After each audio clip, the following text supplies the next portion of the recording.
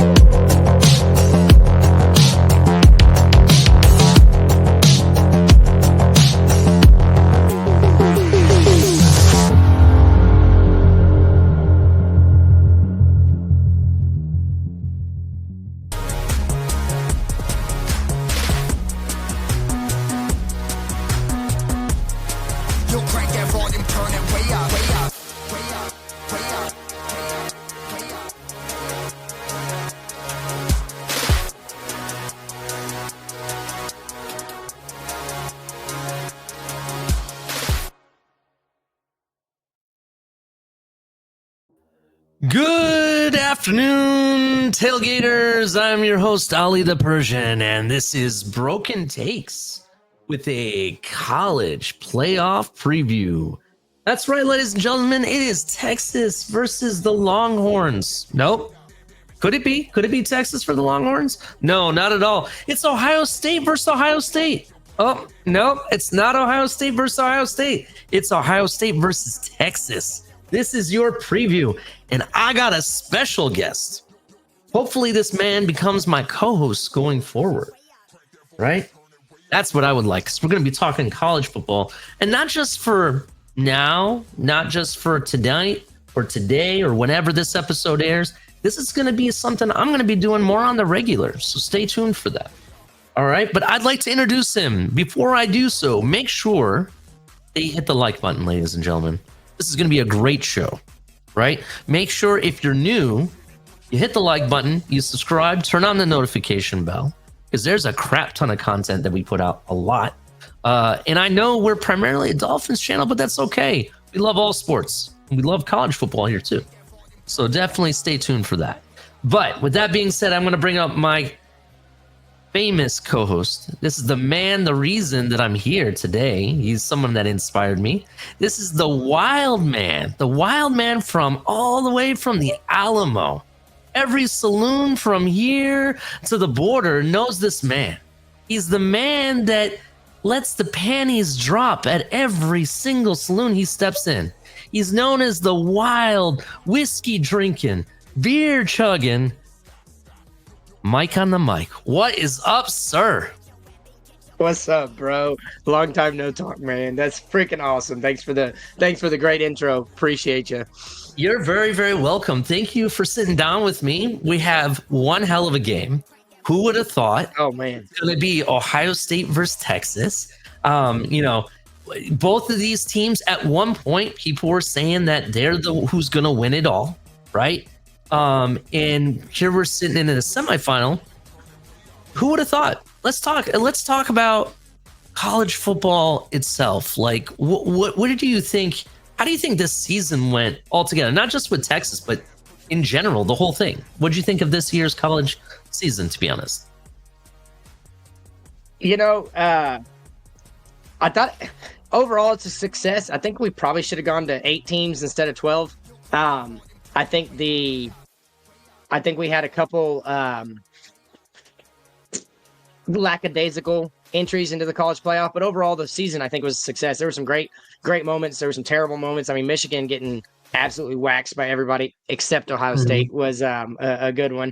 And then Texas being an SEC first year, OU being the SEC for the first year.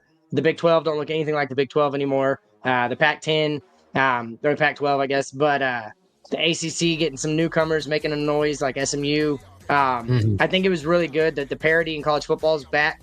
I think we had quite a bit of, I will say this though, we didn't have any monumental upset except for Michigan, Ohio State. I don't think there was any monumental upset this year that I was like, oh wow, that shouldn't have happened. I mean, Georgia beating Texas twice. That rarely happens in a season. I think college football is in a great place.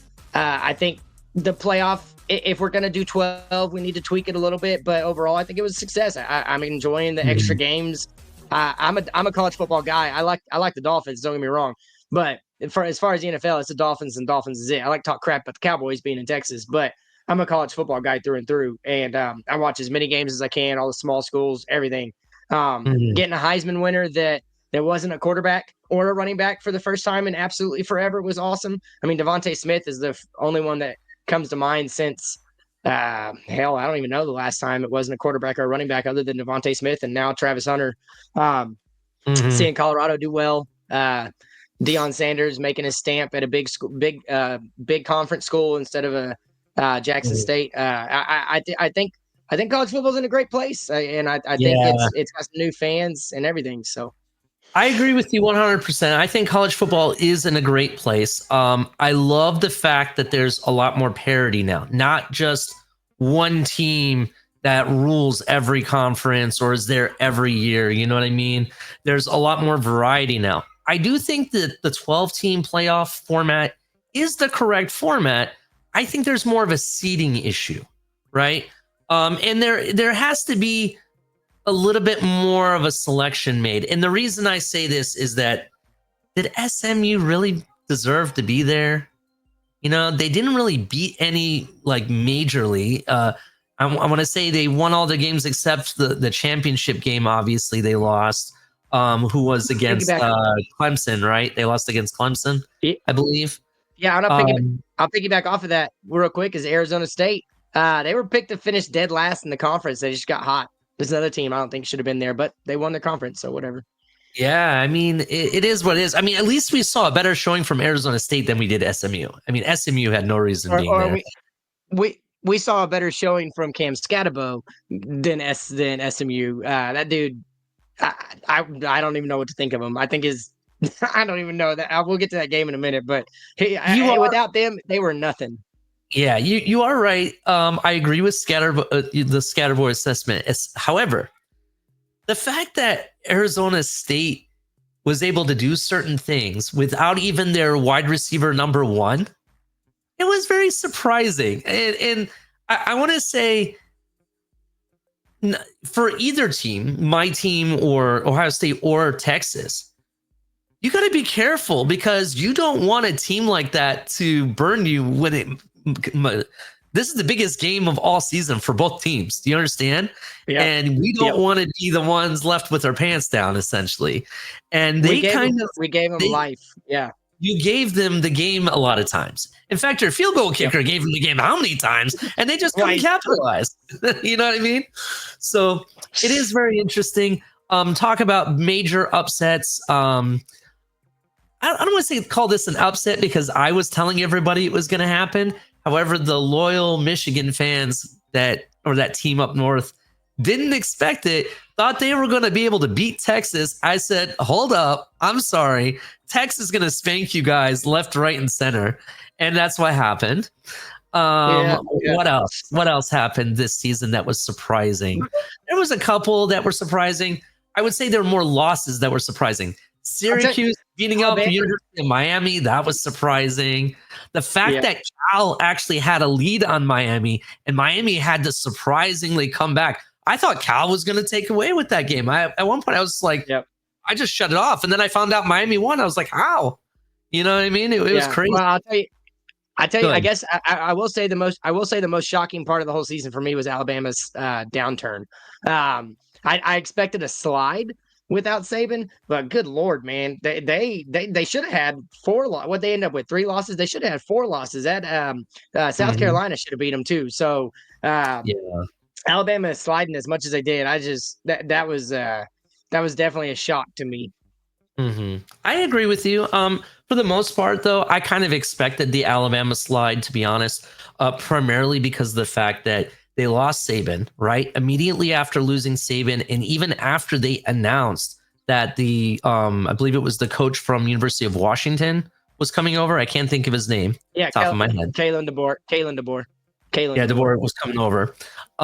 He at that point, Alabama had a crisis going on because they had players left, right, and center joining the portal. If you remember, I got two or three of the biggest teams out of that team. Look, we got Caleb Downs from Alabama. We got Seth McFarland, or McLaughlin, I'm sorry, from Alabama, who, even though he's on the injured reserve, he's out for the season, right? He's the nation's top center, right? Transferred out of there. And then last but not least, who's the guy that is my future as you Arch Manning is your future, saying the 5-star quarterback from Alabama over to us as well. So that it is very interesting what happened to them, but I kind of expected it. What I didn't expect was teams to become a lot more competitive. And this stretch is not just to the bigger teams, right? This stretches all the way to even the little teams that you thought, that you watch their bowl games every year, like Army. Army had a hell of a team this season. Oh yeah, dude! Wow, had a hell of a team this season. Both of them, I was like, man, where did these teams come from? And it's really interesting. And now you're seeing players from those schools transferring to better programs, obviously. And you got teams like Syracuse that now is up there, and you know what I mean. There's a lot more to be had on the college stage. That's what I will say. Oh, I agree. Oh, well, I'm just super stoked for the competition level to not just be about the SEC anymore. I mean, we've got 2 Big Ten schools, we got 2 SEC schools, or 1 SEC school left. So yeah, Big Ten. Well, Notre Dame, they're not, no conference. I don't know how I feel about that, but having 2 Big Ten teams and just 1 SEC team, and having the fact that the favorite all year was a Big Ten school, with Oregon coming into the Big Ten. My dad for years has been SEC this, SEC that, and I mean he's had every right to say that, but I think we're seeing that we mentioned the parity, and I think we're seeing the parity of the conferences coming back around to where maybe it's not just the SEC anymore. Now you've got high level competition in the Big Ten, maybe it's just the Big Ten and the SEC. I don't know if the Big 12 will really. I'm not scared of any of their teams going forward. I think they lost way too much, losing Texas and OU in the same year. The Big Ten getting Oregon. I've never been a huge believer in Oregon. I just think it's Oregon. They've always done this every year. They go undefeated or they have a really good record, and then they get to the bowl game and they crap the pants. And that showing against Ohio State was absolutely embarrassing, especially after the first game. I at least expected a game. I didn't expect to roll over and pull their skirts up like they did against OSU. But Neither did I. Yeah, the parity and the conferences and everything. I think I won't say equal competition, but the competition is at an all-time high across the board. Because now with the Big 12, that's like a very competitive conference. You don't know who's going to win it every year. The Big 10. Now, Michigan, I expect them to come back eventually, but with Ohio State and Oregon and Penn State, I mean, Penn State's not going away anytime soon either. So I think Notre Dame needs to find a conference, but I've thought that for a lot of years. I heard somebody out there say that we shouldn't allow an independent in the playoff, and I don't know how I feel about that, but I mean, there's a lot of people out there that I think believe in that, that allowing a team without a conference in is, it's kind of it's weird. I don't know how else to say it. They play the same amount of games. They just don't have the conference championship. And to be honest, Ohio State didn't win the conference championship. And they're in it. Texas didn't win the conference championship, I believe. Georgia did. So, and you guys are in it. Yeah. So you can remind me. I don't think the conference really makes the difference for the most part. I will say, I do have some numbers to give you when it comes to all 4 teams that are in the semifinals, right? This kind of paints that picture when it comes to parity. So Notre Dame and Penn State, I'm going to give you some numbers for each one. And this is the amount of recruiting or recruits, I should say, or we'll just say players and what their star average is on their team. And so I'll give you an example. Notre Dame has on their team 1 5-star recruit, but they have 58 4-star recruits, 23 3-stars, and 8 2-star recruits. Okay. And one thing I'll say about Notre Dame, I didn't want to leave this out. The Big Ten considers Notre Dame to be their stepbrother of the Big Ten. That's what we call them. Because everybody in the Big Ten agrees that Notre Dame should be part of the Big Ten, right? They play a lot of our games or same teams every year. And even from Ohio, even though they're in Indiana, from Ohio standpoint, we tend to, a lot of our top players either go to Ohio State or they go to Notre Dame, right? So that's why we call them the stepbrother of the Big Ten, right? Penn State, who they're going up against, they have 3 5-star recruits, 44 4-stars, 38 3-stars, and 2 2-star recruits, right? Very similar, except one has a little bit more 5-star and one has a little bit more 2-star than the other, right? That's the major difference. Now we're going to shift to our side of it.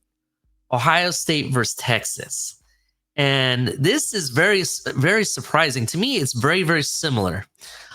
13 5-star recruits for Ohio State, 55 4-stars, 10 3-stars, no 2-stars. Texas, 7 5-stars, 43 4-stars, 25 3-stars.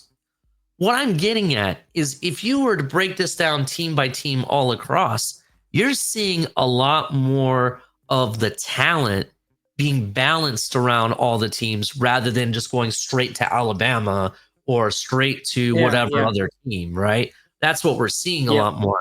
And that's why I think the competition's higher. And teams like Ohio State, Oregon, I'll even argue Texas, even though both Texas and Ohio State didn't beat their conference champion, we're not really built to win the conference. We're built to play the playoffs. We're built to win the playoffs or get to the national championship. And I kind of like that. Even though people like on my side, a lot of people are upset about Michigan, not winning that game 4 years in a row or whatever, right? I'm okay with it if we have the aspiration and the talent to win the national championship year in and year out. If that's the case, then okay, all right, I'll give it to you. Do I want to beat the team up north every year? Yeah, hell yeah, I do. I fucking hate it. I'm sick and tired of the narratives. But at the same time, if it means carrying the bigger trophy that matters more, I'd rather take that, to be honest. Right. That will lead us to our next segment, if you don't mind. Or did you have any last minute words about college football? Well, no, it's more on the playoff than football in general. Just something about the Final Four teams. The age-old adage that defense wins championships. If you look at total defense allowed, you got Ohio State allows 244, Texas at 277. Penn State at 288, Notre Dame at 295, all top 10 defenses. Passing defense, you've got Ohio State with 152 yards and 6 passing touchdowns, Texas with 166 and 8 touchdowns, Notre Dame with 167 and 12 touchdowns, Penn State not on the top 10. Then you go to rushing defense, and it's where Texas is susceptible because we don't have a good, Texas doesn't have a good rushing defense, but you've got Penn State and Ohio State in the top 10 with 100 yards allowed by Penn State and 101 by Ohio State. Ohio State's given up 12 touchdowns, Penn State to 8, but they're top 10 defenses. Scoring defense, you got Ohio State at 12.1, Notre Dame at 13.6, Texas at 14.5, Penn State at 15.8. Again, all top 10 defenses. Red zone defense. Ohio State is just above Texas at 61.8. Texas at 67.6. Penn State 68.4. Notre Dame 68.6. Those are they're all in the top 5 except for Army's number 1. Third down defense, the only one, there's 2 teams on it, Notre Dame and Texas. Notre Dame at 29.7 and Texas at 31.5. Those are the top 10. But the key stat for me is, and what's crazy to me is if you look at all 4 of the teams that are left in Notre Dame, Penn State, Ohio State, and Texas, Notre Dame is number 1 with a stop rate of 81.7%. Ohio State number 2 at 81.7%. Texas number 4 at 79.7%. But then Penn State's all the way down at 13 at 71.4%. Defense wins championships. This in the era of high flying offenses and scoring out the wazoo, you've got 4 of the absolute best defenses in the in college football left in the playoff, and I like that. Being a defensive guy, I'm really excited that I think we're going to see. I think Ohio State and Texas has a chance to be kind of a more of a high scoring game, but I think we're going to see them grind it out, strategical football, and that's why I love college football. Yeah, I agree with you. And to be honest, the way the game is designed today, I think it's a race, right?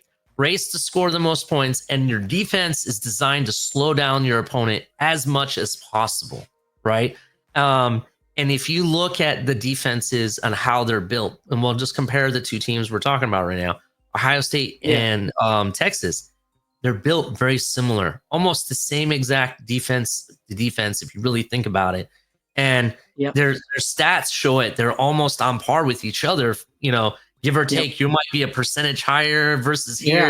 It's almost the same thing across the board. It's so balanced. It's not even funny. And we'll get more into that when we break down our teams and everything. I just want to point that out real quick. Any last things about the state of college football before we move on to our first matchup, Notre Dame versus Penn State? I'm going to go on a quick soapbox. If my dad gets to watch this, he'll be happy. I do have something. There's one thing I absolutely hate about college football right now. It's the transfer portal.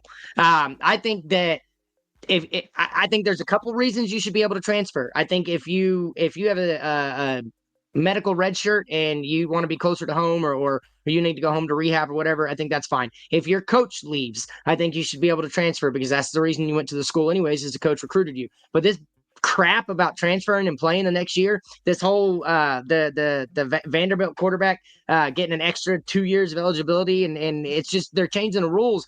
But I think the transfer portal, and I understand why Nick Saban left, because it needs to go back to the old days where if you transferred, you sit out a year and you lose a year of eligibility. I think they've screwed college football up by allowing the transfer portal to play immediately and you don't lose any eligibility, and sometimes you gain eligibility. So that's my only like. I get it. Like I can't argue because Texas has some transfers on there with Jahdae Barron and some others. You just said it. You've got some transfers on there. So, but I think with Alabama's case, Nick Saban left, and I believe that if their coach leaves, fine, you can transfer. But I still think they need to be able to sit out a year and lose a year of eligibility, because I think that and it's kind of it's the easy way out, but it's how society's trending is no, I can't. I don't want to work hard. I just want to go somewhere where I can start immediately. I don't want to beat out the number 1 dude. Najee Harris was like 4th on the depth chart before he won the Heisman Trophy when he first got to Alabama. And there's so many people that they just don't want to wait anymore. They don't want to work hard, and it's killing college football in a sense. But I do think it's working for college football in some sense too. So, but I think the way to fix it all is you make them sit out at least a year. Maybe they can play in the bowl games, but they can't play the season. I think it deters as many transfers as we've been seeing. But that's my soapbox. I think the transfer portal really has kind of gotten out of whack.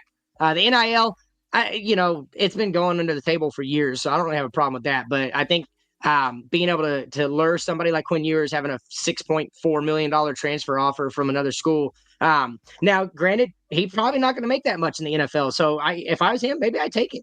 But the NIL is one thing, but the transfer portal, that like Colorado, they had half their team, 75% of their team was from the transfer portal. I just think it's crazy how out of whack it's gotten. And you're giving these kids, you're showing them you don't need to work hard, just go somewhere else and you can play. So I don't know. That's just my soapbox.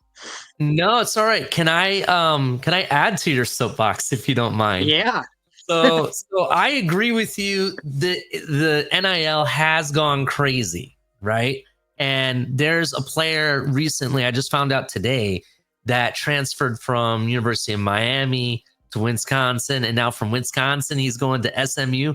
Van Dyke, he's like with his third team in 3 years, right? Oh, I didn't know And, he's going to SMU. Wow. yeah, he's going to SMU. That's what got reported on my Twitter feed. So he committed to SMU, and I'm sitting there like, how many years of eligibility does this guy have? Yeah. First of all, and second of all, I do think there has to be some limit of how often and the reasons what allows you to move, right? I do understand it makes college football a little bit more exciting. I agree with that. It's like having a free agency basically in the middle of the college field. And it has allowed teams to become a lot more paired now, right? They're parity. We talked about that earlier. It does allow for that.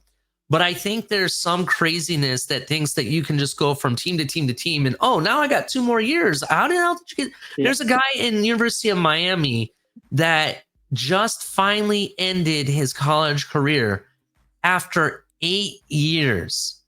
I think I heard about him. Yeah. He's a tight end or something like that. It's something ridiculous. And I'm sitting there like, dude, you're playing when you're 30, bro. Yeah, like how the heck are you doing this? You know what I mean? So for me, I do like the portal. It does have its merits. I think there has to be some limitations. Like the limitations I think are appropriate is if you're a new recruit, let's say you're that year, you just signed, committed to the team, and the head coach left. Okay, I get that. Yeah, go ahead and let them transfer out. But if you're already playing there for 2 seasons, you have 2 years under your belt, and let's say you have 1 year under your belt, right, at that team, and your coach leaves, I don't think they should allow you to be able to leave right away. What I do think is in the last 2 years of your eligibility, I think you should have the right to leave. And the reason for that is you probably have aspirations to, become an NFL draft, enter the NFL draft. And you want to get as much tape as you can on film so the NFL can see what you really are worth to them. But see, that's my problem with it though, because if you were good enough to put stuff on tape, you're starting where you're at. So like if you're going somewhere else just so you can get on tape, you're not an NFL prospect. You didn't beat out your own guys, Like my example really is Najee Harris. That dude sat behind Mark Ingram, No, he was after that. But he sat behind, I think, 2 Heisman winners, but he was 4th on the depth chart when he got to Alabama. And then he worked his way up, and then he ended up winning the Heisman. And besides the point, I do think you're right. I think there are certain cases that transferring is okay. But I do think there needs to be a limit on it, like you said. And I also think that maybe limit how many transfers you can have on your team. How many, maybe limit the amount that are coming to your teams. But one of the, and I forgot this earlier, but this is my biggest caveat, is you better move it to the spring and stop this transfer during bowl season, because I think that's crap. You got guys and it's another soapbox, but guys sitting out a bowl game. Cam Ward, Miami would have won that bowl game going away if Cam Ward hadn't took himself out of the game at halftime because he's trying to preserve his stock. I lost money because of that, Mike. I lost money on that game because of that. Well, it's not even I mean, don't get me wrong. The betting aspect is real, but the how does that look to your future team in the NFL if you get drafted? You're willing to abandon these guys that you played with for the entire season, 13, 14 games, blood, sweat, and tears with these guys, and all of a sudden you're like, oh, I'm too cool for school. I'm not going to play anymore. Screw y'all. Y'all go win it without me. I just think it's But that's society. That's how we're going, and it is what it is. But we need to move on because I could go for hours on the transfer portal, man. It's just got so many issues. It's okay. We have a little bit of time, but I want to ask one last question before we move on to the next segment. Do you think NIL should be limited like a cap space type of amount? Hey, if they're going to continue to do this, and I 100% you're going to have to put a cap on it, because You've got teams like and dude, I'm repping the richest team in college football. You've got teams and Ohio State and Alabama. You got these teams that can fork out hundreds of millions of dollars for players. Mhm. Texas has the it's the pancake house or something. Every offensive lineman that comes to Texas is guaranteed $50,000 from the pancake house. And they've got sponsors and boosters. Now, I think if you're going to do boosters and sponsors, maybe that doesn't need to be capped. But if you're going to allow the university to dip into the funds, whether it's the scholarship funds or whatever, and you're not going to cap it, you're never going to have these these high priced athletes are going to go to the best schools because they got the most Mhm. money. So yeah, I do think a cap is the direction we're going. But Kind of you also see sure. my evidence on that though is that you're seeing these colleges are starting to hire GMs, dude. Starting to Mhm. hire cap guys. They're starting to hire guys that, hey, where can we make this money? Can we fit in a $10 million player? We only had 9.5 in the budget or 9.2 in the budget. Hey, can you give me another 800,000? They're literally hiring GMs for college football now. So we got to institute a cap eventually. Otherwise, it's just going to continue to get out of control. Yeah, I agree with you. Now, I do think the ability to use your funds and stuff does help, but I think it needs to be capped a little bit to maintain that parity among the other teams. That's just my opinion. Not every team, like University of Toledo, they have a good program there. There's quite a few NFL players that have come through there, and I've Yeah. even went Yep. to I had class with some of these NFL players, right? Um, but because I went to University of Toledo for a hot minute, but what I will say is that teams like that don't have the infinite black card that Ohio State or Yeah. Texas or even Oregon, who a lot of people Yep. talk about the $20 million roster that Ohio State built. I'm sorry. Do you know we're not even the top team? We're not even in the top 5. The top Dude, team is Oregon. Oregon the has, amount of money Oregon gets from Nike is absolutely insane. yeah, it's absolutely insane. And I want to say Texas is number 5. I think we're just under you, or maybe you're under us. But the other teams like Georgia and all these other programs, the amount of money they spend, it's like, holy crap, So- where did they even get the money? Good. So I do think a lot of that has to do with the coaches too, because like before you had to be a damn good recruiter to get guys to come. Now it's you open your pocketbook, but I do think that you're still seeing some of the better recruiting coaches not having to be the number one spending team like Oregon or whatever that list is. But I think it has taken away from recruiting too, because now you just have to they don't even care what your coach has to offer. It's how much money you're going to give me. And you know, that's so there's negatives and pros to it, but Mhm. the NIL with the cap, I don't really have a problem with. The NIL wide open like this, you know, it's a little crazy, but I have more of an issue Yeah. with the transfer portal, honestly. I hear you. I have more of the issue with the transfer side too, but I was just curious what you thought of NIL, so that's why I asked. Yeah. All right, let's get to business. First round up, we're going to talk about the state of the other half of this tournament. Penn State versus Notre Dame. Now I'll go first on this if you want. It's up to you. My opinion No. is Let me go. Let me go first. Let me go first because I don't have a whole lot to say about this game, and I want to hear what you neither have do to I. say. Neither do I. That's So, well, that's good. So, I do think the best quarterback prospect, if he enters the draft, is in that game. I love Drew Aller. I love all of his intangibles. I love his game within the game. I think he's got the size. I think he's got the arm talent. I think he's going to be a surprising NFL quarterback to a lot of people because they don't watch Penn State. But I do think it's going to be really fun to watch him on a bigger stage. I hope Penn State gets past Notre Dame just so I can see him on the biggest stage in college football. But other than that, you know, Penn State, it's defense again for Penn State. They've got some monster ends. They've got that tight end that's absolutely. So my dad just calls him 44. He wants 44 in Miami really, really bad if he's there at 13. But and then Notre Dame. I have more respect for Notre Dame's coach, especially with all the crap that's been going on with Penn State's coach and stuff he said and everything. But the Notre Dame coach, I think he's built a really good program. He has built the program that's built for the playoff. They because they're not in the conference, they typically play a tougher schedule. But I do think it's going to be more of a grinded out game, more of a defensive game than the other game. So I'll say I'm excited. I think I'm going to go 28. 28-17 Penn State. 28-17 Penn State. Okay. We have different thoughts on this game than you do. Well, I say we, I'm talking about me. I have different thoughts. So for me, this game is going to be really, really interesting. Like I said, Notre Dame is the stepbrother of the Big Ten. All the Big Ten teams kind of have some relationship with Notre Dame in some way or form. Because Penn State, for example, gets players from Ohio. I'm willing to bet some of those players were even being recruited by Notre Dame at one point, right? I mean, for sure. They recruit in the same pools all the time. Now, here's the thing. I think Notre Dame is more battle tested than Penn State at this point when it comes to this game, going into this game. Okay. Notre Dame has went up against Georgia, right? They went up against Georgia. Georgia is one of the hardest hitting teams, in my opinion, in the college game today. Not saying that you guys don't hit hard or we don't hit hard. Oh, no, I hear you. I agree. Now, that being said, I think that Notre Dame's defense is a little bit underrated in this game.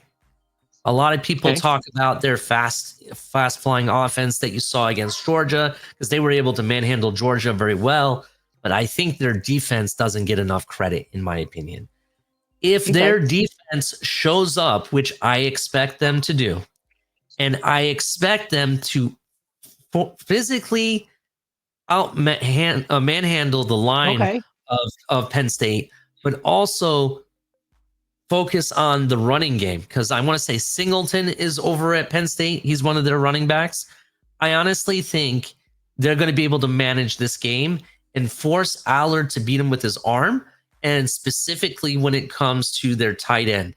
Their tight end is one of their biggest receiving threats that they have. And I kind of think that's what they're going to do. They probably watched what Ohio State did against Penn State, because I don't know if you watched that game. Penn State was losing that entire game. They lost the game.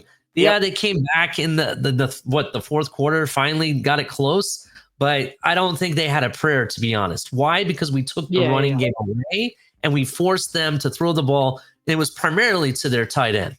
Now, what's his name? Oh, the tight end for Penn State?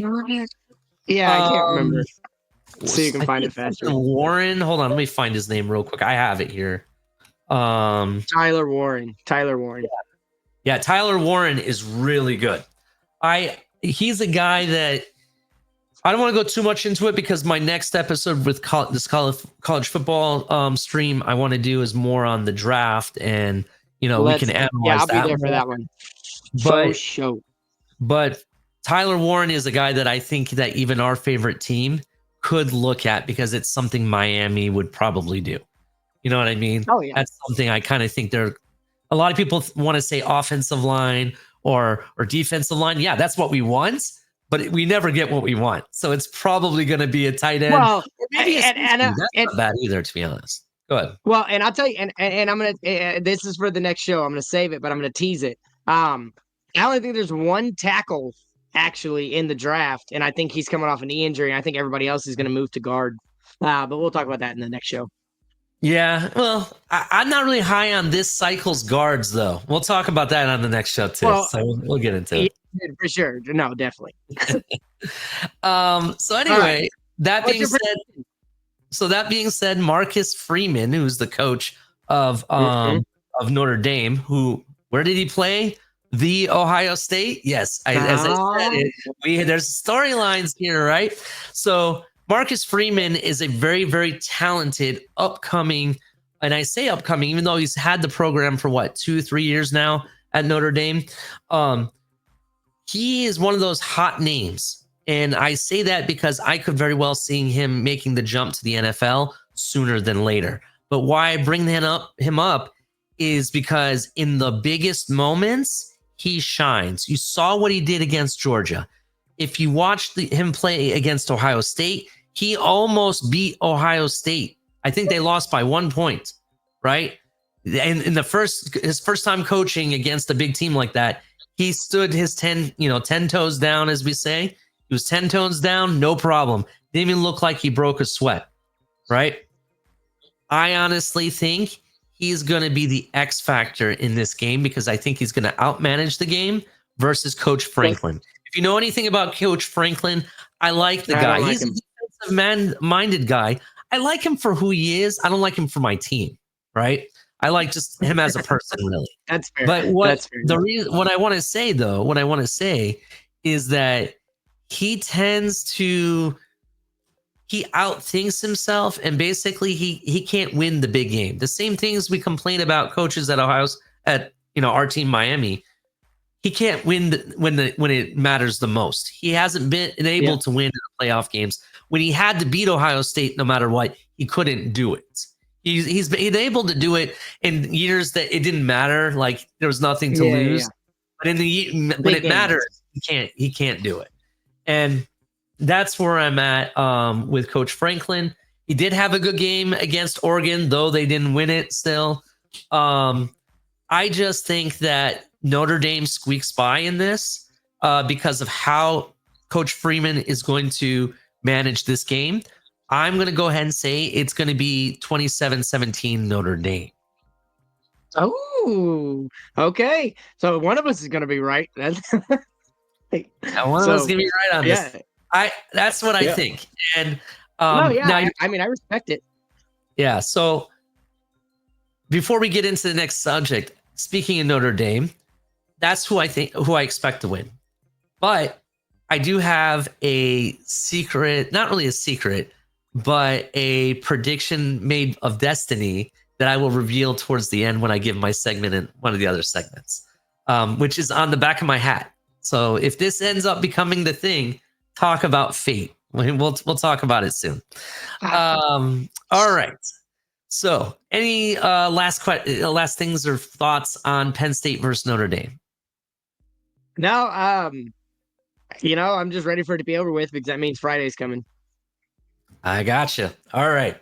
I'm going to go next under state of the team. We'll talk about Ohio State. I'll give you the breakdown of where we are, and then I'll let you go because I know you have a lot to say, and that's perfectly fine. So, Ohio State, led by Ryan Day, our head coach, right? Let me give you a little introduction to Ohio State football, right? And this goes into the culture of the team, the thoughts process, where we have started and come from in this season and how we're built, okay? I'll give you a little bit of rundown on it. Ohio State's culture is win, win, win, and win. They expect to win the big games, Michigan and national championship every year. And if you don't get it done, you're shit. That's basically the thought process in Columbus. Any Ohio State fan will say, we're here to win. And they expect the best. They expect the best product, the best players, the best coach, the best outcomes, right? There's nothing in between, right? Ohio State has recently, even though they've been doing it all along, no one's really thought of it until recently, has been doubted as wide receiver U, right? We're talking about the school that has put out names such as Chris Olave, Njigba Smith, Garrett Wilson, Chris Carter, David Boston, former Dolphin at one point. You're looking at Marvin Harrison Jr., right? There was other names. I want to say Santana Moss for some reason rings a bell. I could be wrong about that player. Coach. Yeah, scary Hartline. Brian Hartline, right? He's the passing game coordinator / offensive coordinator for Ohio State, and actually one of the nation's top recruiters. You don't know that. Yeah. You got to know that about Ohio State. That's why they're wide receiver U, because of Brian Hartline, right? And I can't argue against that at all. Like, I could go for days about y'all's wide receivers. Yeah, that list of wide receivers that they have goes way, way, way beyond that, right? Now who's in town? The biggest, baddest receiver in all the land. And when I say all the land, that means even in NFL in most cases. Oh, yeah. This man, Jeremiah Smith, from Miami Gardens himself, right? Jeremiah Smith, number 4, right? Number 4. This guy is a beast, right? This guy is like what? 6'3", 220 pounds, right? Already looks like Julio Jones in his prime. And that's one of his comps, one of his many comps. I could even say he comps with T.O., for example, and T.O. was in his prime too, right? This guy looks like a man playing with little kids, playing football with little kids. If you look and go back to that Oregon game, right? All week long, he was saying, I dare you to try to cover me. I dare you. Yep. And he delivered on every dare he gave, bro. Those corners looked like they were in. I'm trying to be professional here, but they looked like midgets next to him. If you go watch the highlights, right? Oh, I know. I'm aware. He looks so small. The guy looks bigger than 6'3". He's like 6'3", and he looked like he was 6'5" out there. You understand what I'm saying? It was ridiculous. 4 for 161 and 2 touchdowns in the first half. It was absolutely amazing. Yeah, that was just the first half. And see, a lot of it was downfield, except for that one toss in the back, and then he runs it the whole way. Oh, it's just gone. He can line up in the slot. He can catch the small, short gain passes and take it to the house. He can do pretty much every single one of those wide receiver positions very, very well. I don't think we've seen a player like this in a long time. And I will argue, and yes, I am going to stand on 10 toes. I am going to go ahead and tell you that, in my opinion, based on what I saw, if this is a senior coming out of college, this guy honestly should be in the conversation about being the number 1 overall pick in the draft. I don't think it's a conversation, bro. I don't think it's a conversation. I think when he does declare, and if he declared this year, if he was able to, I think he's the number 1 pick. I can't argue against anything you said about him. Travis Hunter is good. If there's any conversation, it's either Travis Hunter or him. That's it. Nobody else. There's nobody else. In fact, he's way better receiver than Travis Hunter. So he has that. You know what I mean? At that point, it's like he's a better receiver. Dude, he's a better receiver than 70% of the wide receivers in the NFL. And he's a true freshman. Yeah. And you know what the funny thing is? His route tree's insane. Yeah, it's fun. It is fun. I've watched tape on him, right? I've watched tape and I've sat there and looked at what he did in high school, right? And any videotapes I could get from before then. And what I have found, what people are saying, and based on the videos I've watched, this guy's been doing it even before he stepped foot on a high school field. He's been doing that, in the Little League and so on. He's been doing it his entire life. And if you listen to how he speaks, he's very, very mature for his age. Yeah, the guy is 19 years old, right? 19. And he talks like he's like 25 or been doing this his entire life. I'm kind of excited. Yeah, he's on my team and I'm very excited for him. But I'm excited for seeing a star like that born and what is going to happen to the future. If you don't know this, right, there's video of him holding a Miami Dolphins jersey with his number and name on the back, right? He wants to be in Miami. Now, before I get into that, a lot of people are saying, well, everybody from South Florida does that. They all take photos like that all the time. I haven't seen it. He's the only one I've actually seen with a video like that. Yeah. So that's why I believe it. But yeah, if I'm the Miami Dolphins, bring this man home. Please bring this man home. I don't care. Is it Tank for Smith?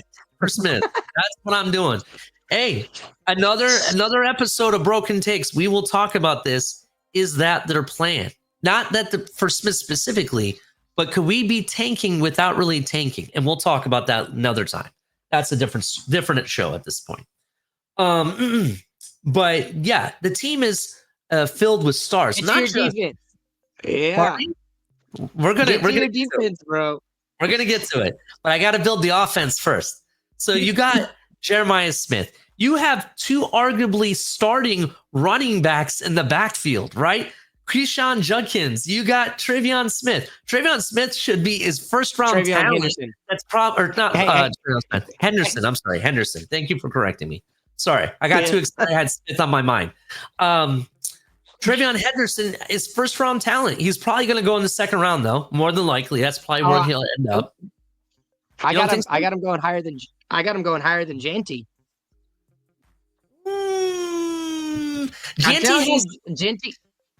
Janty did it against subpar competition. He faced a good defense, and he went 30 carries for 100 yards. I think he is. It's a soapbox. We'll get into it in the next when we break down the draft. But I tell you, I like Travion. If I was drafting a running back first right now, and I needed a running back in this draft, I'm taking Henderson over Janty, and it's no questions. Yeah. Now I like Keyshawn Judkins and Henderson equally, but for different reasons, different style of running. Right.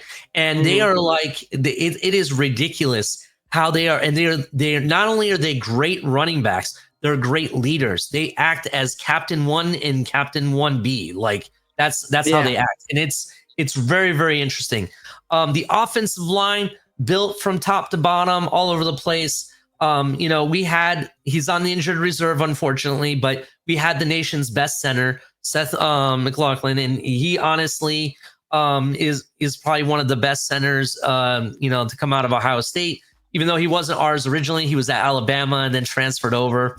But Ohio State's offensive line, though we've had to plug in little patches here and there, right? They have been a very solid unit when it mattered, right? They have been able to perform at a very top level. Receivers, I don't even have to talk about the receivers anymore. Jeremiah Smith.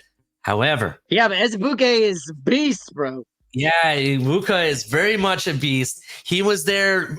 He's pretty much the guy that's showing all the ropes to Jeremiah Smith, but Jeremiah Smith is just absorbing. What else he got next? You know what I mean? He is ridiculous. There's a catch in the Oregon game.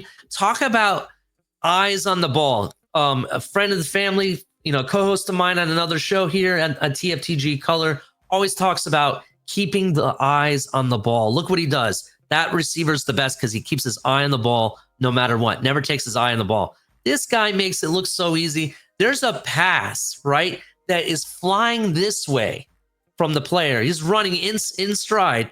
Defender all over it. It bounces off the defender's hand, and still he's going to catch it right into the end zone. It is so ridiculous. And the speed. We talk about speed and how it's important to our team. Shit, this guy he can run. I'm willing to bet he runs a low 4.3, possibly a 4.2. It could be a 4.2, but I think he's going to put up Chris Olave speeds when it comes to the combine coming up soon. And this is my unstrung hero, right? My unstrung hero of the offense, the player that I think that could be a difference maker in this game, right, is a receiver that I think is underrated when it comes to what they do. I'm glad you're bringing him up. You don't even know who I'm talking about. You'll see here, because I have a lot of underrated players on my team, to be honest. But this guy is a guy that has a lot of talent that he could be a wide receiver one. However, he does, because of who's ahead of him, he doesn't get enough time on the field. Carnell Tate is who I'm talking about. Yeah, I love Tate. Tate. He has a lot of promise. He can catch the ball very effectively, runs great routes. I love how they use him when he gets his time on the field. I honestly think in certain situations, when you guys are doubling up Jeremiah Smith or doubling up Ibuka, Carnell Tate might be the guy that might make the difference, right? He might be the guy that makes the difference. There's some other guys that we have. We have some tight ends that are good too. G. Scott is one I'll talk about primarily. Scott, I believe, is the guy that headbutted a player last season during the Michigan game and got ejected in that game. Egbuka has a 4.340. Yeah, 4.3. Yeah, 4.3 is what I thought. Fast, but I'm willing to bet he will get his number to a point where it's almost 4.2, bro. He might be that guy. Yeah, but he won't be my guy though. Oh man, I just lost his name. I can't even brag about him anymore. The dude in Kansas City broke the record for fastest 4. Anyways, go ahead. Xavier Worthy. Xavier Worthy. Yeah, Xavier Worthy. Thank you. X. I couldn't Yeah. remember for a second. Go. We'll see. I think this guy might be close though. He's blazing on the field. In fact, what surprised me the most, Jeremiah Smith, he runs a 4.4, right? He runs a 4.4, but he's been clocked at 23 to 24 miles per hour. He's been clocked on the field that's that like way. Derrick Henry's so that's speed. why I'm sitting there like, we'll see what happens. So anyway, that being said, the offense is really a strength. The offensive line, because of the injuries that we've had, right? We passed the ball to be able to run the ball, right? And I honestly think you guys are built the same way. I think you guys do a lot of passing to open up the run because, like I said, you're runners, home run runners, right? At any moment. The defense, you talked about it earlier that both of our teams have top 10 defense. I'm going to go ahead and say it that I really believe both of our teams have top 5 defenses. We have top 5 defenses, no questions asked. I think they're built very similar up front. I got guys like Jack Sawyer on my team. One of the best defensive ends whose comp, believe it or not, is Jalen Phillips. That was very funny to find out. But if you look, he has a lot of very big similarities, can put his hand in the dirt, play off the edge. He's okay in coverage too. His coverage skills are not bad, but he is a beast with massive amount of motor. He's going to target in on whoever his target is. And like a heat-seeking missile, he's going to come after you until he has his hands on you. It doesn't matter if it's 10 yards up the field or 10 yards down the field. It doesn't matter where you're at. He's gonna be the last one that hits you, right? So definitely check out for him. We got guys like Tyreek. We have so many guys up and down the front 4 that we could put in. It's just like pick your poison.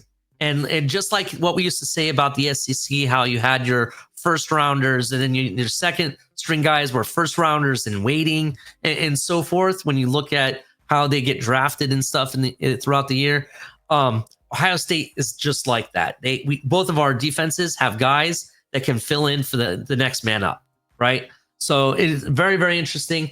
The corners I'm excited for, led by Caleb Downs, the safety guy, transfer out of Alabama. This guy will be a first-round pick no matter what. See, he's already saying it. He doesn't want any of it. He doesn't want Caleb Downs at all. He's like, I ain't touching it. I don't want them throwing the ball near him at all whatsoever. You don't want him coming after you because he can get off on the line and come at you and tackle your ass too. Quinn Ewers don't want none of that. Quinn's got to look him the one way and pump that way and then throw it the other way because that boy, he roams. Yeah. He literally he's like, okay, where are the quarterback's eyes? Where's the crosser coming from? I got this. He's where the ball's going half the time. Mm-hmm. He's one of the best players in college football, hands down. I have a man crush on Caleb Downs. He's a beast, y'all. Yeah, I have a man crush on Caleb Downs as well. I'm right there with you. In addition to that, he's very good special teams, kick return, primarily punt returns. He can run it to the house at any moment as well, too. So definitely check out for him. Who else? Who am I missing? I'm missing a couple players real quick because I know you want to get off on the line. Keep going, bro. I'm just, I'm listening. I'm listening. We got what you got. Hamilton, nose tackle. Tyleek Williams, really good nose tackle. Oh, other defensive tackle that I forgot about. JTT. His name is JT, and I apologize if I don't say this correctly. Tuamualao, I think that's how you say it. I'm not really good with Hawaiian names. I apologize. I'm really sorry. Or Samoan names. But he definitely is a guy to watch. He has first round talent when it comes to the draft as well. A guy that had a quiet game against Oregon, who I'm hoping to see a lot more from, is our weak side linebacker, Sonny Styles. Sonny Styles has great coverage, but can come and hit you in the backfield, tackle for loss at any moment. Definitely check out for him.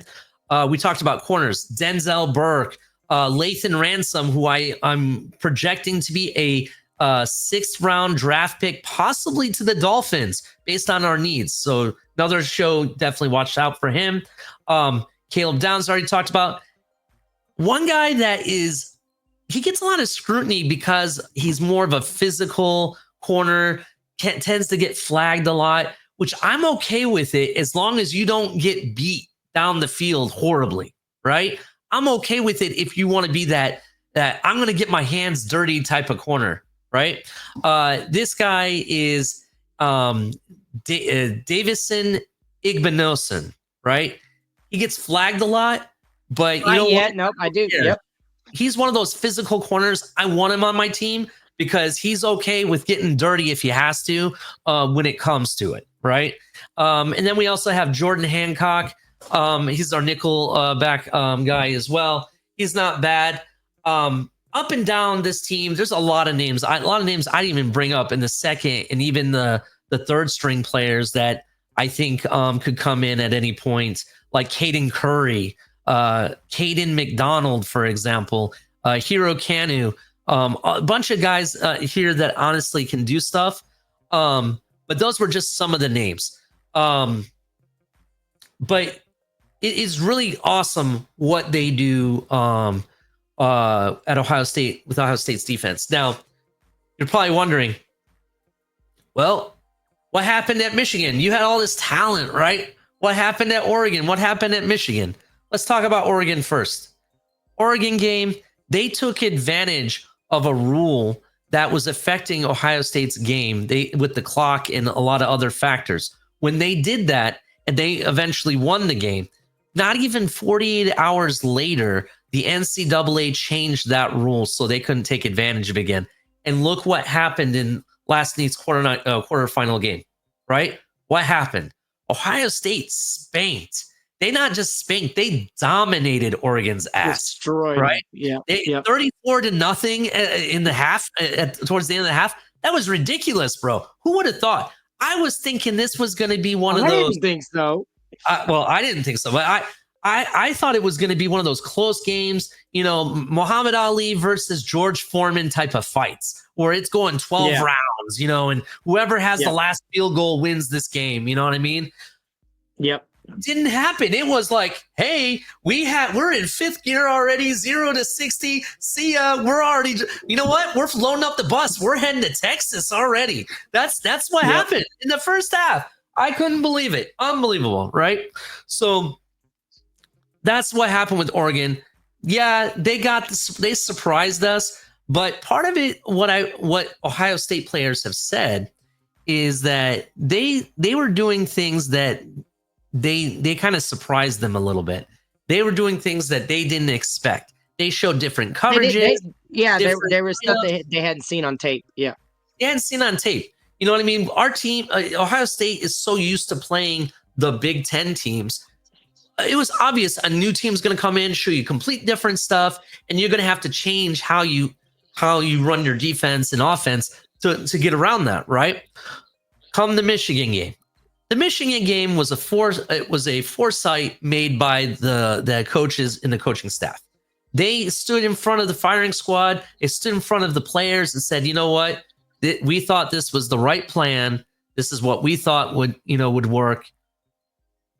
We're sorry. It's on us, really. Let's just move on. And if you think about it, whatever they said in that meeting, whatever happened in that Michigan game on what the reason was or what the game plan was an issue, right? It's changed the trajectory of what this Ohio State team can do and what they can accomplish. Everybody thought they were done for the season. Everybody's off Ohio State. I want to say even Vegas was off of it. I was looking at what the bet was, and it was like plus like 6,000 or something after that Michigan game. It was something ridiculous. 1,900, whatever it may be, right? It was something ridiculous. Then came Tennessee. We wiped the floor 20 plus points or more, more than 20 points with Tennessee. No problem. In the freezing cold temperatures too. Come Oregon, 34-0 going into halftime. We beat them, no problem. They didn't have a prayer. Even when they were scoring on end, we were putting our second and third stringers by that time just to make sure we didn't have injuries, right? Whatever it is, whatever conversations they had between the team and the players and the head coach, They have changed this team like it was a plan. In fact, it's running so well together. Maybe that was the plan all along. Maybe they didn't want to give you guys enough because they already knew they were getting into the playoff no matter what Michigan did or not. Right? Maybe they already knew, and they're like, you know what? This game doesn't matter.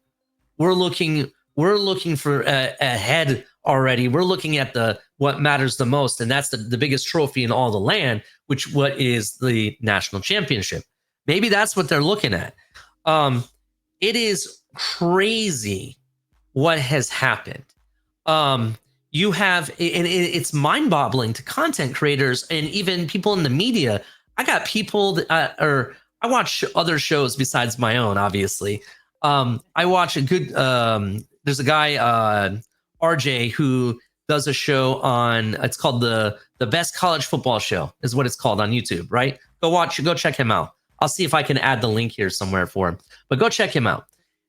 He actually had to start pulling stuff from Greek mythology to tell you what's going on at Ohio State's football team right now. They're playing at a level that gods of football have given them a power that they're playing with this Herculean effort, right? That is unbelievable. And going from being in the dumpster fire that we were calling Ohio State after the Michigan game to where they're at now, holy crap. And if you think that you guys should, I know you guys have a top 5 defense. I know that you have a very flying, offense. But after there's times it looks really good. Sarkisian he's a mastermind, bro. Don't think that he can't pull something out. He can. But if you really think about it, the way you guys performed against Arizona State, if I'm Sarkisian, I'm like, holy shit, they're a really good team. I'm the underdog in this game. Holy crap. Right? I would be sitting there, all right, you won't see me all week. I'm in the film room all day long. That's what I would be doing because I don't know what the hell I'm going to do. Yep. I don't know what I would be doing. I'd be looking at every film I possibly can get to find something, right? And the reason I'm bringing that up, what they did is they started playing to their strengths. They started opening up the pass to be able to run, and it's working. And like a lot of people talk, we want to become a run-first football team. That's not Ohio State. They pass first to open the run. And they have guys that you give them the open lane, they're going to try to take it to the house 0 to 60. You have one guy that will take it to 0 to 60 like the wind, and another guy that will run you over like a bulldozer named Keyshawn Junkins. That guy will hit you hard. That's the difference. Where Henderson runs like the wind, Judkins is just going to bulldozer over you. That's what he's going to do, right? And then they have the receivers. They have all the momentum. So it's very interesting what they do on offense against this defense. What I think on defensively, I can tell you what they're going to do. They run what is called like a jack defense. And I don't know if you heard of the term jack defender. They give you different looks, and their defense, like Jack Sawyer, for example, he sometimes will line up inside, and sometimes he'll line up outside. Sometimes he will line up outside and really be in back in coverage. Sometimes he'll line up outside and come at you. Sometimes he'll be inside and be out in coverage and not coming at you. You know what I mean? They do things to open up distractions. And what ends up happening is viewers will look this way and he thinks he has it. And by the time he even sees what's open, he's getting hit from this side. And when he thinks it's coming this way, he's running this way, but really it's coming from that side. It's coming from every direction, like you mentioned. So there is a lot to be had on the defense, a lot to be had on the offensive side. And there's so many different things that they can do. It is going to be crazy. Now, I know what Texas can do. This is going to go into my prediction for the game. You can't give it until after you can't give your prediction until I give you my state of the team. We'll do predictions last. Oh, predictions last. Perfect. No problem. Well, that is my stay of the team. This team has got me excited. It's gotten the fan base excited. It's got college football excited, right? That's what Ohio State has done. Let's see what happens, and let's see what you got. Go ahead, Mike, on the mic. Well, first of all, I want to say that all along I wanted Oregon. I did not want Ohio State to win. After what they did to Tennessee, I thought Michigan loss was the wake-up call they needed for the season. I thought that I absolutely, if there's a team in college football that scared me in the playoff, it's Ohio State. And it's just because of what they could do and what they could become. And I'm a huge fan of Jeremiah Smith. That boy is, I mean, he's a man amongst men, like a man amongst boys, whatever you want. However they used to talk about Vince Young back in 2005, that's who Jeremiah Smith is at the wide receiver position. If he chooses to, he's going to set all kinds of records. But I love Travion Henderson. I've loved him since he was a freshman. Caleb Downs is literally Troy Polamalu, Ed Reed. He just you just have to know where he is at all times. I don't think you can neutralize him, but I do think you can, and I don't think you can confuse him. He's played enough football, but I like he does. He's an absolute monster. But I think they're great. But I do, in my opinion, and I'm not saying this because you didn't bring up his name, but I am going to bring up his name. The only weakness Ohio State has is Will Howard. I think Will Howard can be rattled. I think if we get to him early, that there's a chance that he makes a mistake. But at the same time, Quinn Ewers is going to make a mistake too. He's not one of my highlights. The only highlight I have about my team when it comes to Quinn Ewers is the fact that he was an Ohio State commit, but he's from Westlake, Texas, blah, blah, blah. Anyway, so state of the team. Our all-world left tackle, Kelvin Banks, he's nursing an ankle injury. He took him, or they took him out of the Arizona State game. I think they kind of took him out prematurely because they did put him back in the fourth quarter. 1 second, I got to yell at my dog. Never mind, she came back. She actually go in the bathroom and get stuff out of the trash can. It's just not fun. But he's great. We have a center who started 56 games or 57 games now, and Jake Majors. Basically, he's played every game since he got to the University of Texas. Our right tackle, Cam Williams, if he plays, he sets up the run game like nobody's business. He's setting up the run game for Jaden Blue and Quintavian Wisner. So we have a guy, CJ Baxter. You'll know him next year. He got hurt in the preseason, and I told my best friend that once he went down, I was really worried about the running game because I didn't think Jaden Blue was a 3-down back. I thought he's kind of a spell back. But this kid, Quintavian Wisner, came on, and boy, did he come on in a hurry towards the end of the year. I believe he had something like 400 yards over the last 2 games, 2.5 games or something like that. It's just unbelievable what he's able to do. And he runs with power. He runs with speed. They love using the backs on the swing routes. I think they're both really, really good at catching the ball out of the backfield. But and then they got another kid. What's his name? Hang on. Number 9. He's more of our short yardage back. I don't want to misspeak. His name is Jared Gibson. He's number 9. He's more of a short yardage, 4th and 1, 3rd and 1, whatever. We're going to use him a lot more. Goal line, we'll use him a lot more. The only issue with some of the running backs is fumbling with Jaden Blue and even Jared Gibson. Quintavian Wisner not really fumbled that too much. But our offensive line is every single person is they've started every single game together except for Kelvin Banks, but he by all senses, he should be the number 1 tackle taken in the draft.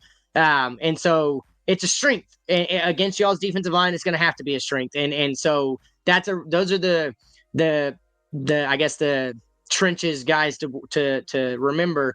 Now at wide receiver, everybody's going to talk about Isaiah Bond, but he's been, I don't know what's been going on with him, but he's been nursing something for the last half of the season. And it's kind of forced other. Yeah, and it's kind of forced other guys into the picture. And a name you need to remember is Matthew Golden. He's number 2, and I'm telling you, that boy is a monster. He's clutch. Anytime Ewers needs a big possession or a big completion, he's gonna look that way to Matthew Golden, and he's become a hell of a star. You want to talk about what Kohler talks about watching the ball the whole time? That boy, he looks defenders off. They don't know the ball's coming, but he's never taken his eye off of it. Really, really good. They also got another guy, a freshman. He's number 5. His name is Ryan Wingo. Blazing speed and run after the catch monster. If Isaiah Bond is 100% healthy, and I don't think anybody's as good as Jeremiah Smith, but I do think we can compete with your other guys. I do think Wingo's like your Tate, and I think Matthew Golden is as close to Jeremiah Smith as anybody can get on our team. And but the X factor is if his Isaiah Bond is on, if he's healthy and he feels good, then Texas is a different monster. But they also have one of their secret weapons is at tight end, Gunnar Helm. If you go back and you watch the Arizona State game, he won the game for him single handedly. I don't know. He's more of a run blocker than anything else, but man, he comes up in big moments all the time with catching. I think he's had a couple 100-yard games, couple 2-touchdown games. Gunnar Helm, he's really, really fun to watch. He's just a bigger bodied. He's your prototypical tight end. He's not just a pass catcher. He's not just a blocker. He does whatever you need him to do, and he's really fun to watch. But the offense is it's going to live and die by Quinn Ewers, and I saw one drive by Quinn Ewers against Arizona State in the very beginning of the game. I was like, okay, he's here to play. And then he played scared for 2.5 quarters. And then he woke up and he had some of the best throws I've seen all season. And so it's going to be really interesting. But I also think that there's a chance you're going to see Arch Manning a lot more against Ohio State, mainly because of the his ability to run the ball. But I also think they may not play him because they haven't yet, but I do think if you want to throw a wrinkle in, Sark's going to use him in a couple packages. But the only problem I have with Arch Manning in this game is Caleb Downs. I think Caleb Downs can eat Arch alive, but he does test the middle of the field. He has a stronger downfield arm. Arch Manning is definitely somebody that, everybody already knows who he is, but that's the offense. On the defense is what gets me super excited.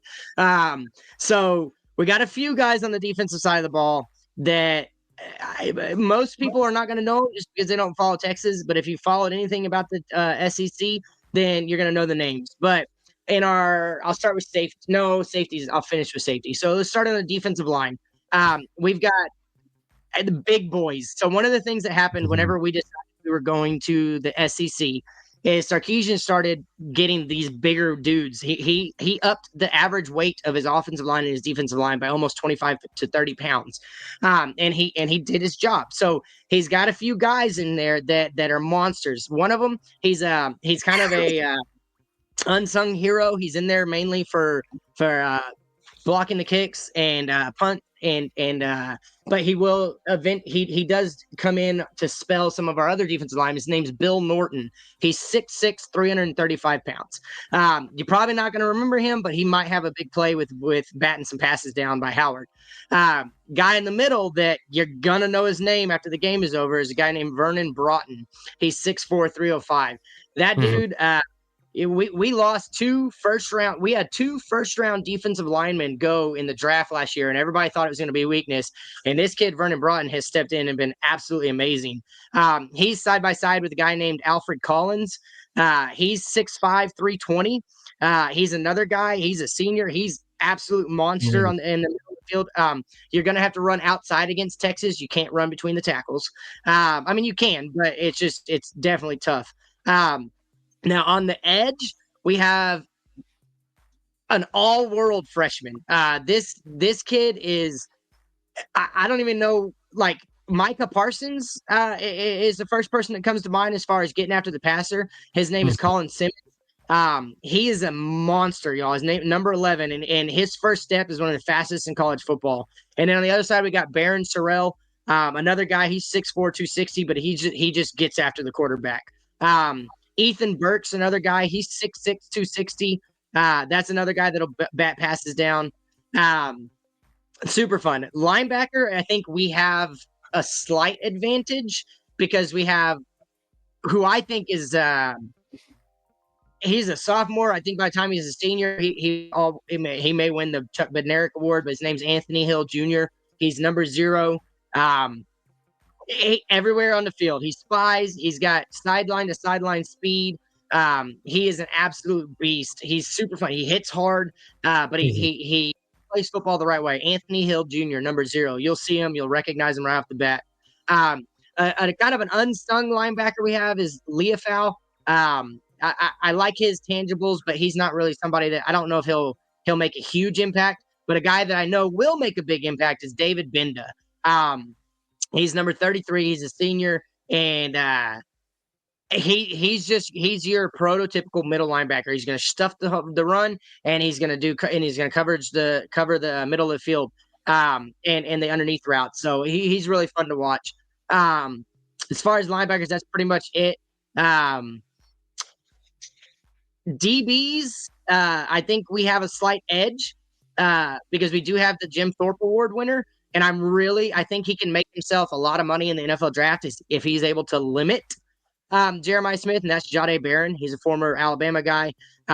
He's 5'11", 200. He's not, he doesn't. To be fair, you might have the Jim Thorpe Award winner. I just don't think it was the right winner. Just going to point that out. Oh, well, I mean, maybe, but he has more tackles, and he had more tackles for loss and passes batted down than Travis Hunter. He just didn't have as many. Oh no, and I think he led the league or led college football in interceptions. I think he had 7. I could be wrong, but anyways, he did. He will be outside of Travis Hunter. Jahdae Barron will be the number 1 cornerback taken off the in the draft. Mark my words on that. But I think an unsung hero who will be covering Egbuka is Makuba. He's a senior, transferred in from Clemson. He's really fun to watch. I think our best kind of our hidden weapon, and I don't know how many people know about him, but his name's Michael Taff. He's number 16. He was a walk-on the year that Sarkisian was there. He had no Division I scholarships. He was a high school senior during the pandemic, so he had nobody could recruit him. There was no tape on him. Nobody knew who he was. And Sam Ellinger got a hold of him one day because they went to the same high school, and he goes, "Why don't you come to Texas?" So he walked on to Texas. He's earned himself a scholarship. He's now a scholarship player. But there's more to it than just his ability to play safety. He hits hard. He covers the tight ends great. He's always where the ball is. But kind of the heartstring moment for me was when he was, I think it was his freshman year, one of his best friends died in a traffic accident, and so he took his high school number because he was by all accounts he was a better football player than Michael Taft. But all Michael Taff has done is taken that moment, and he is now the linchpin of the defense. He's the unquestioned leader on the defense, and he's on the back end.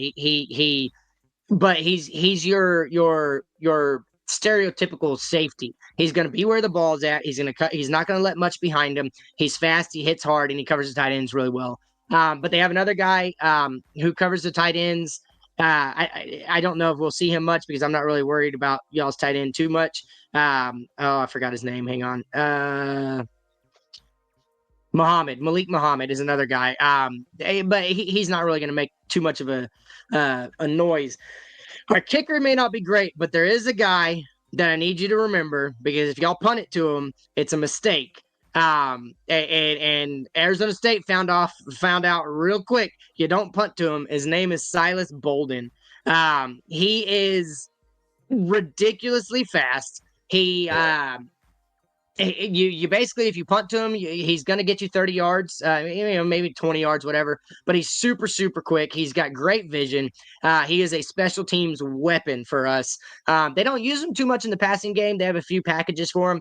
But as a punt returner and a kick returner, the dude's a monster. And I do have, me being Michael Blackwell. We have another linebacker whose name is Blackwell, and he for some reason he's been making a lot more plays in the playoff than he did during the regular season. But it'd be really cool if he had a hand in beating Ohio State. But Morris Blackwell Jr., he's a senior linebacker. But that's kind of the state of the team. Everybody's somewhat healthy. Ewers looked like he was healthy. He was moving better. The only guy I'm worried about is Isaiah Bond. If Cam Williams plays right tackle, the Texas' key to winning is going to be running the ball, and they've got to do what they did against A&M. They've got to do what they did against Clemson, where they got almost 300 yards. They can't do what they did against Georgia. They can't do what they did against Arizona State. But I do think one of the keys on the defense is I think they're going to be able to get after Will Howard and maybe rattle him. And I think it's going to be which quarterback makes the mistake first. Will lead to who wins this game. I don't know if you're going to be able to shut down any offense, but I do think it's going to be tale of two QBs. There you go. But I do think it's going to be. I do think it's going to come down to who makes the first mistake. So The Longhorns are ready for this. They're built for this. Sarkisian's put a lot of work into this. And a real quick tidbit, both Sarkisian and Ryan Day coming into this playoff were 2-4 in bowl games. And now they're both, 4-4. And I wanted to say that I felt like Sarkisian had the coaching advantage, but I think maybe the coaching staff on the defense side with Kwiatkowski might be a little bit better. But as far as I think it's equal. We talked about it in the beginning. It's equally matched. I think you've got two similar coaches who are trying to put their stamp in on their legacy. Two really good defenses, two really good offenses. But we'll get to the prediction last, but I am excited about this tale of two QBs because Mr. Will Howard has played the Longhorns 3 times. Let's talk about this. So okay, you mentioned that I didn't bring up Will Howard. The reason for that was for a couple reasons. Number one, I don't rate Will Howard as high as I do everybody else. Will Howard, he has a strong arm. I like the fact that he's tall, but I don't think he uses his God-given talent, the proper way. And I don't think the team uses his talents the proper way also. Right? There's storylines. Remember I mentioned storylines with, Notre Dame and Penn State? Well, there's storylines between Texas and Ohio State. I want to say it was the 2020. It was either 2019 or the 2020 recruiting year, right? And Quinn Ewers was a junior at the time. And unfortunately, as a junior, you can't get NIL in the state of Texas. So what he decided to do is he was going to go ahead and graduate early, forego his senior season, and join the Ohio State Buckeyes as that year's committed team. So he's joined early, enrolled in classes and everything. At that time, we had players like CJ Stroud and other names that were there, unfortunately. And, if you don't beat out the guy ahead of you, unfortunately, you're not going to get the most of playing time. He didn't want to have to wait, so he eventually transferred to Texas, which it was came home. He came home. And to be honest, during the recruiting, it was between us and Texas in the first place, right? Those were the two teams that were really trying to get him more than anything in the first place. Why it's a tale of two quarterbacks? You mentioned Mr. Will Howard has played, I think he's played Texas twice, lost twice. This would be he's played him 3 times. 3 times? He's played him 3 times. He's actually played him 4 times, but he didn't play in one of them. So he's played him 3 times and he's 0-3. The third time he lost, though, he lost on a failed 4th and 1. I believe it was a fumbled snap or something like that, and that's the only reason they lost. So. Yeah, they only lost by 3 points, so it wasn't like a beating. But he performed very well in that game for the most part, right? So that's why I said the tale of two quarterbacks. Very interesting. You have a quarterback transferring into Ohio State who couldn't beat Texas, and you had one that left Ohio State who now has to play against Ohio State. So it's full circle almost, if you really think about it. Go ahead. Oh, 100%. And I do want to say this about Quinn Ewers. The kid can make every throw. I don't know why he doesn't use the power behind his throws as much. Mm-hmm. I've seen him gun it across the middle of the field and hit the deep route. I've seen him, but then I also see a lot of Tua balls where he's just throwing. He's not really leading the receiver, but he's anticipating the receiver's going to beat the guy. So he in essence he's just throwing to a spot. There is a rumor out there that he has a massive NIL deal offer on the table, but I think this game. This is either Quinn's going to go in the first round of the NFL draft or he's going to take the NIL money. And I do think it all depends on how well he performs. I think he has the talent to beat any team in the country, but I haven't seen it consistently. And for months now, I've been saying that the only way Texas wins the national championship is if Arch Manning plays more. And I think it's because of his arm strength and his ability to test the middle of the field. But what I saw against Arizona State was Quinn Ewers testing the middle of the field. He did it on the very first drive for the touchdown with that one pass, and then he did it in the fourth quarter and in overtime. And if that guy shows up, then I think he earns himself a first-round grade in the NFL draft. I think the combine has a lot to say with it too. But Will Howard on the other side, Will Howard is my favorite type of college quarterback. He's playing for pride. He's not going to be an NFL quarterback. He might be a backup somewhere, but he's not playing because he wants to go pro. He's playing because he loves college football. And I love Will Howard to death because that's the type of quarterback that wins games. Tim Tebow did it for Florida. You got quarterbacks every now and then that just know how to win games. And the last 2 games, Will Howard's played the best football of his life against Oregon and against Tennessee. And so, but I do think he can be rattled. And I do think that he might see some ghosts with playing against Texas just because he's familiar with them. But I'm telling you, Barron Sorrells and Colin Simmons, y'all's tackles better be on their game because Simmons, I'm telling you, Ali, trust me, Simmons is the next big name in college football. He's an absolute monster, and he's gonna wreck some plays. But if he can get to Will Howard early. And Ohio State, which I expect him to, if Campbell can get to Ewers early, whichever quarterback makes the first mistake, I could see a pick six being something that happens, or an interception in a big moment. But the first quarterback to make a mistake, I think is going to be. I think the QBs are going to be what determines who wins this game. To be honest. Ultimately, yes, I agree with you. It's going to come down to who plays better. I think Quinn Ewers, I agree with you 100%. I think he can make all the throws and everything. What comes down to it, he kind of has that. How do I put it? He does something very similar that our quarterback for our favorite NFL team does. That in the big, he's a right-handed version, and does something like what are you doing there? Good. But see, that's what I'm telling you though. Is in the fourth quarter. That those last 2 drives of the fourth quarter and the 2 drives in overtime, dude, it was a 4th and 13. He had to make the throw, and granted, Arizona State let Matthew Golden free, but that's where I feel like Quinn Ewers is bipolar, and that's the tale of the 2 QBs is between him. It is going to be the scared Ewers, or is it going to be the kid that has all the talent in the world? And because Will Howard is Will Howard, he's not going to change. He can make the throws.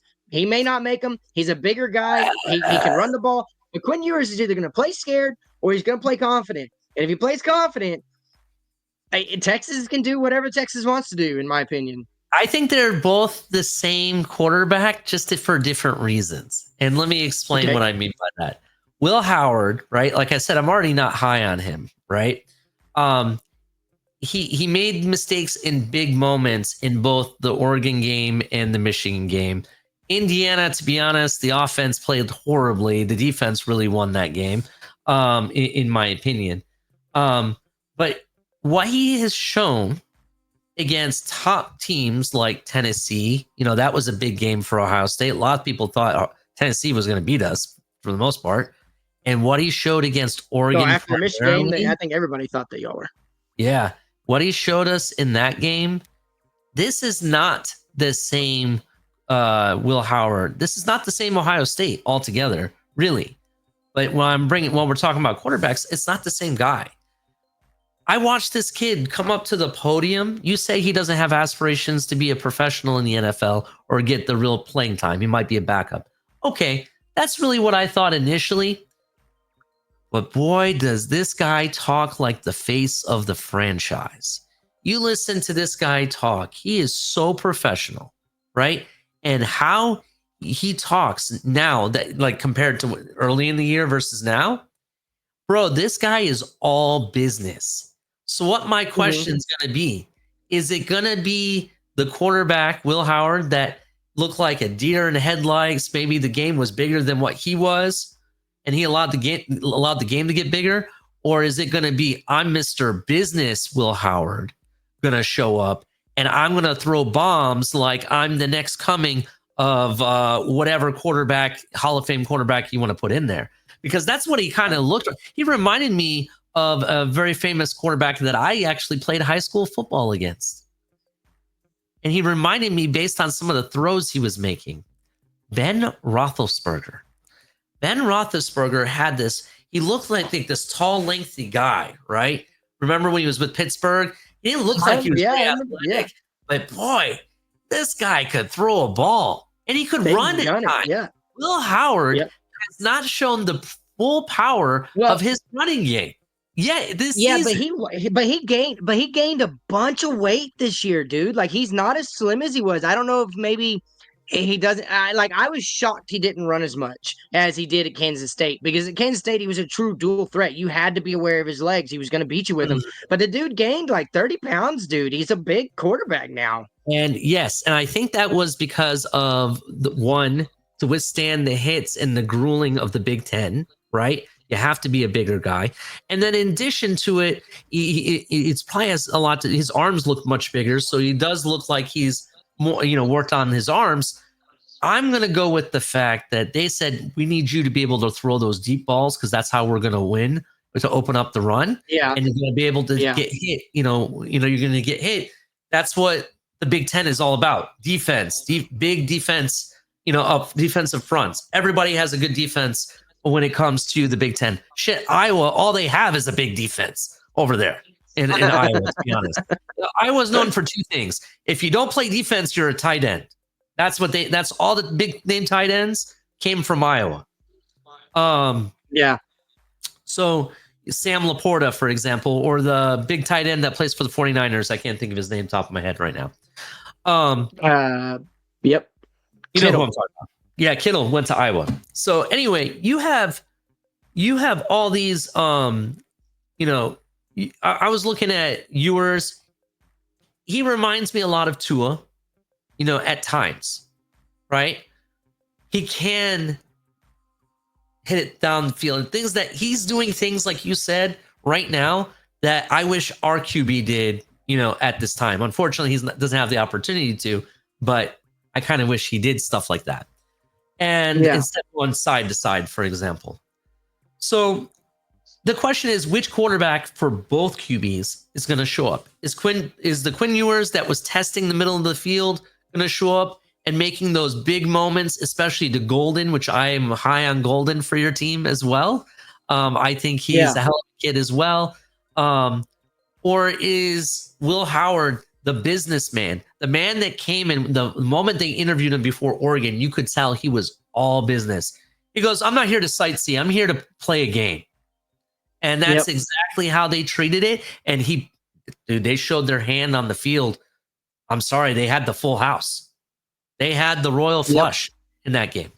So it'll be very interesting what happens. Very interested to find out after this game where both of these QBs end up.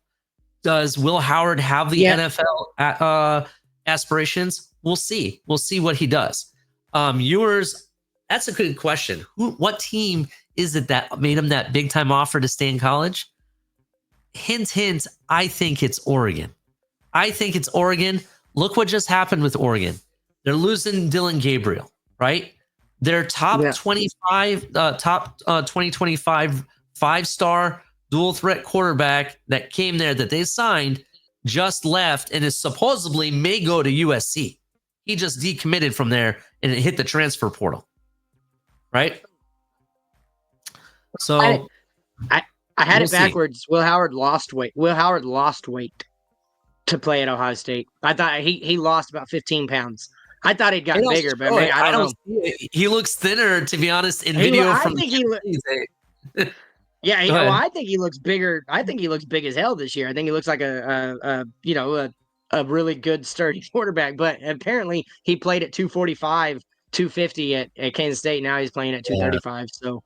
Well, all I'm saying is, Will Howard, he shows up with all that confidence.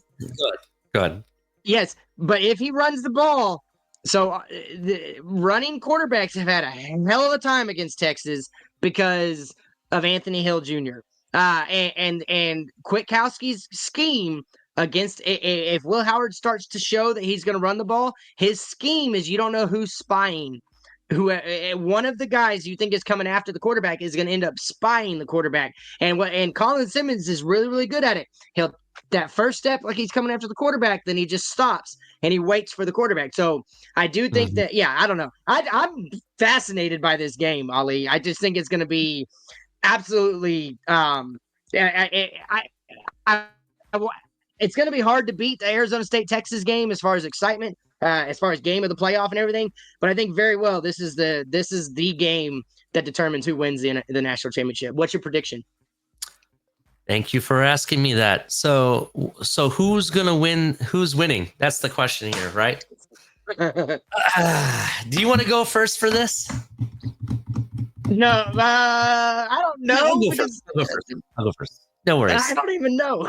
You don't even know. I still got to determine who I think's going to win. I'll go first. I honestly think so. They're saying it's going to be anywhere between a 5 to 6 point game. It's like negative 5.5 points is the spread over under, right? Yeah. I honestly think it's going to come down to a field goal. I think this game is going to be a lot closer than what people think.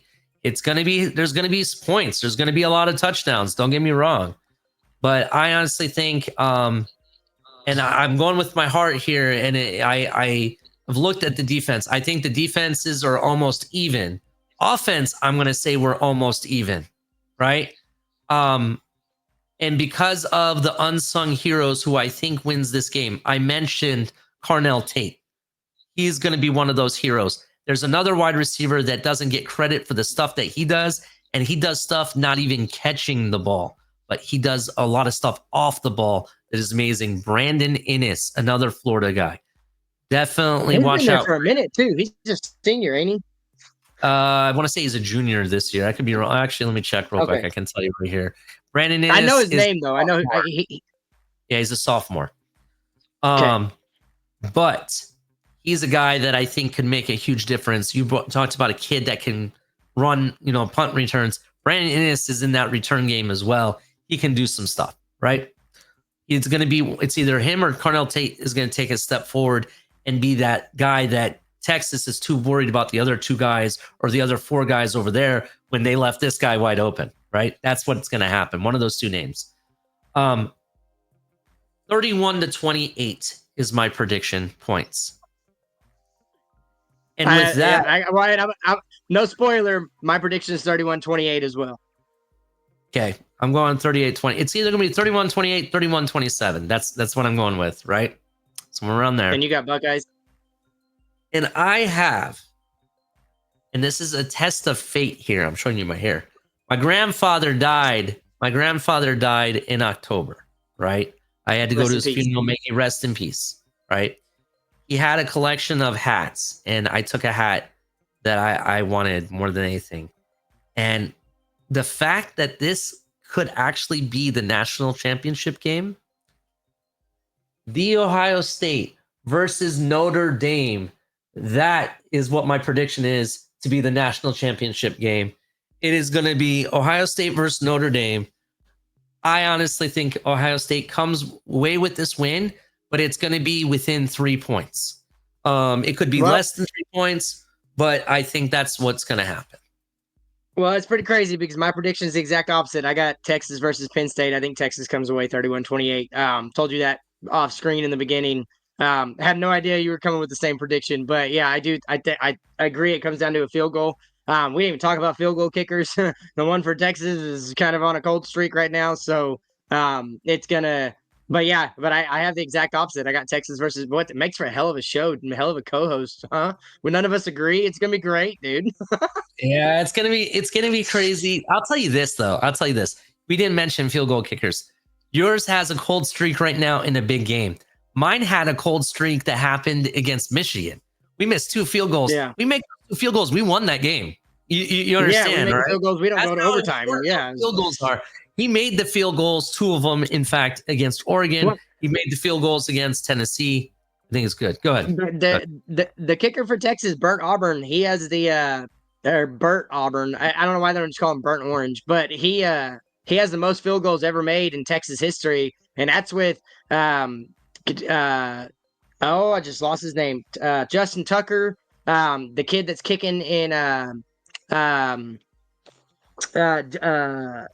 Dicker, Cameron Dicker at the Chargers. Like, there's been some good kickers to come out of Texas, and this kid has the most field goals ever made.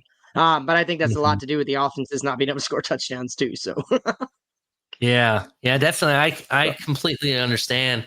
Yeah, it's gonna be really, really interesting what happens in this game. I'm very, very excited. I don't think I've been this excited for an Ohio State, not really an Ohio State game, but college football game altogether, right? oh yeah, This year a long time. What we talked about full circles and storylines. I'm gonna leave you with this one, and then we will end the show here, and I'll let you give your last final thoughts here. Last time Ohio State, 2014, I believe it was, won the national championship in their very first football playoff, right? They lost a game. I want to say it was against Penn State. I want to say, or Michigan State. It was either Michigan State or Penn State that they lost against during the regular season. And the only way they were going to get into the college football playoff was if they did something that amazed the committee or whatever at that time. BCS, yeah. They turned around and beat the holy hell out of Wisconsin to start off. There was a big time running back that played for Wisconsin at that point. Mr. Jonathan Taylor. Not Jonathan Taylor. It was someone before him. Melvin Gordon, I think it was. Oh, okay. Yeah, Melvin Gordon. Melvin Gordon was there. We didn't let him do nothing. That guy couldn't get a yard if his life depended in that game. I think he ended the game with less than 30 yards, to be honest. I think he did, right? We beat the hell out of them. We had a guy, we call him Mr. Shotgun, Carnell Jones. Carnell Jones was the quarterback. We had another guy who went down in the game, and this guy had like Cordell Jones. You know what I'm talking about, right? Yeah. Guy had an arm, right? Now, you believe it or not, he's in charge. He works with recruiting and the NIL. Like, he's big time NIL guy in the boosters and all that stuff when it comes to Ohio State. That's what he does now. But anyway, we went on to beat Wisconsin. We went on to beat the holy hell out of Michigan. We went on to win the Big Ten championship game, right? They let us in to the playoff. We went on to beat the hell out of Alabama, and then we beat the holy hell out of Oregon in that year to win the national championship, right? Yeah, Chip Kelly was the quarterback. The story that I'm giving you is we just had the worst loss in a lot of Ohio State history, what a lot of people say, losing to Michigan the way we did. Though it wasn't a huge scoring game, it wasn't like we got our ass handed to us. But we lost in a low-scoring game against a much least talented team compared to what we have when it comes to talent, when we know our aspirations were national championship or bust, right? Could Ohio State repeat history is what the storyline is here. Could they went ahead, beat the holy hell out of Tennessee? We beat the holy hell out of Oregon. Is Texas next? That is the question. I'm freaked out. I'm excited for this game. I have a gut feeling that this game is going to be super, super close. I think we edge it out. But there's a story, part of me that thinks Texas could win this game. But I'm sticking with my guns. I'm going to Ohio State, wins it, goes on to play Notre Dame in the national championship game. I'll leave your final thoughts to you, Mike, on the mic. What are your final thoughts? Eyes of Texas are upon you. Hey, the last time Texas won a national championship was 2005. It was also just happened to be the very first time Texas ever played Ohio State. And they won by a field goal, 25-22 in Columbus under the lights at the Horseshoe. This is the best Texas team since 2005. I believe next year's Texas team is the best Texas team ever wear the uniform. There's so many tidbits of similarities in this game. The coaches, the quarterbacks, the running backs, the wide receivers. We don't have Jeremiah Smith. We've covered that. But this is the moment where we can finally put to sleep, is Texas back? I think they beat Ohio State 31-28. I think they wiped the floor with the next opponent in the championship. And I think it's Penn State. And I think this is the year that finally Texas can say, we're back. We will see. We'll definitely see. Mike, I love having you on the show. I definitely want to have you. I want to do the college thing. I kind of told people about it a little bit. I'm going to start watching a lot of tape. I want to break down players. I want to, figure out what options we have going into the draft. Maybe our next show, we can talk a lot about some of our man crushes we've talked about. Yeah, so I can't wait, man. This game is going to be amazing. I'm going to be buzzing your phone with a beer in my hand. I'll probably spill beer all over me, Sadly, I'll be at work watching the game on my phone while trying to check in emergency room patients, but it's going to be on the TV and I will be watching it. But, and real quick, and the last thing I want to say before you close it out is just, man, my heart goes out to you and your family. I got the news in October when everything happened. But I said it then and I want to say it now. You're a remarkable person for your family. You're a remarkable spirit. You've got a tremendous energy and you're a leader for your entire family. And I know that they're going to succeed and move on and never look back because of you. And I know your grandfather would be super proud. So I just want to thank you for inviting me on. And it's a pleasure to have you as a friend, brother. Definitely, Mike, anytime. And I cannot tell you how appreciative I am of those words. And thank you. Your sentiment and everything. I really, really appreciate it. Like I said before, everybody in the chat, make sure you hit like and subscribe. Turn on the notification bell. This was Broken Takes and one hell of an episode. Till then, see y'all later.